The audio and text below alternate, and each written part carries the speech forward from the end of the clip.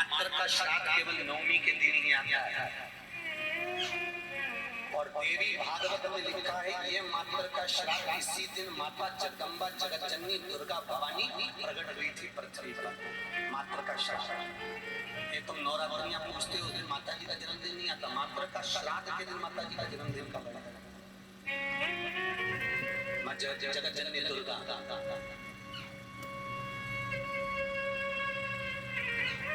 मात्र का श्राद्ध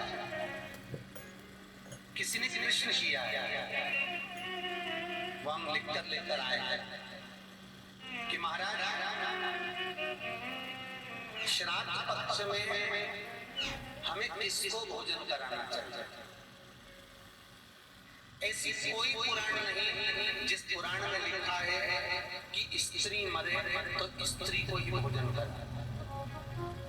बहुत ध्यान देना महाराज कथा।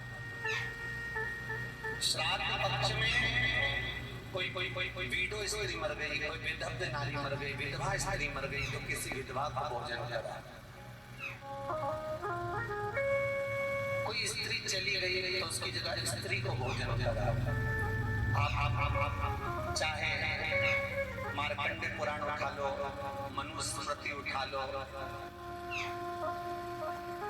व्याघ्र स्मृति उठा लो, किसी पुराण में किसी भी शास्त्र में ये नहीं लिखा कि श्राद्ध का भोजन आप स्त्री को करो।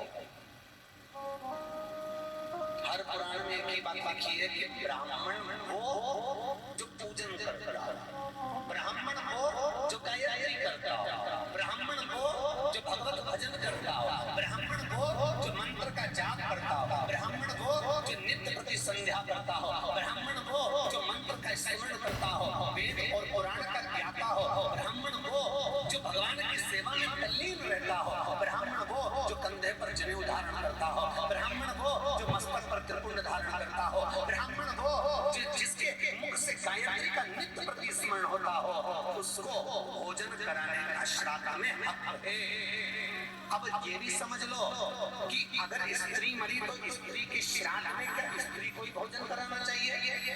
तो शिव महापुराण, गरुड़ पुराण, गर्ग संहिता, बरहा पुराण, ये सारी पुराणे वर्णन करती है कि स्त्री को आप भोजन करा रहे हो, स्त्री क्या वेद पढ़ती है, स्त्री क्या गायत्री करती है, स्त्री क्या संध्या करती है, स्त्री क्या उपासना करती है? नहीं।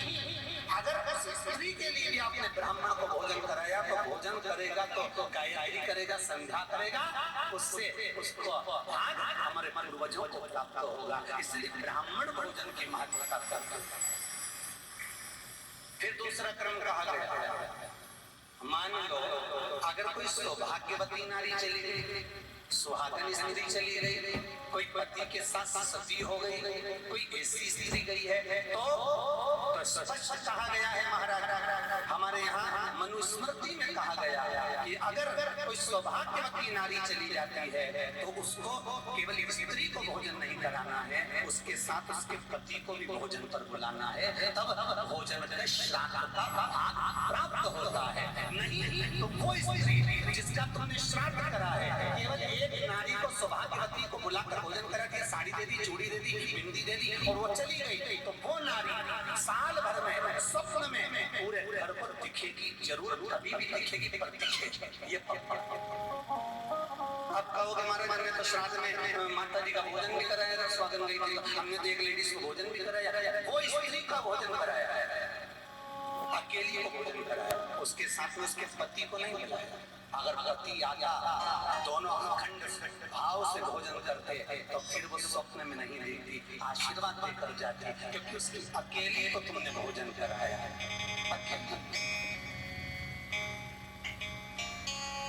मनुस्मृति कहती है सुहागन स्त्री का जब श्राद्ध आता है तो उसके पति को भी जोड़े पर भोजन करने बुलाना चाहिए, अकेले नहीं।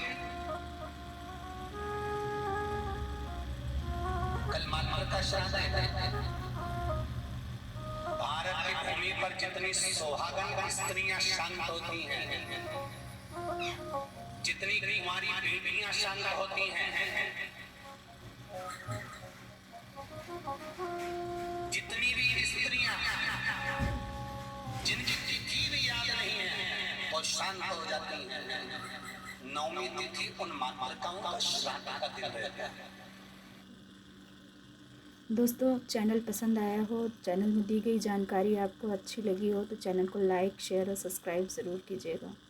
फिर मिलती हूँ दोस्तों ऐसी ही एक नई जानकारी और छोटे छोटे उपायों के साथ। श्री शिवाय नमस्तुभ्यम।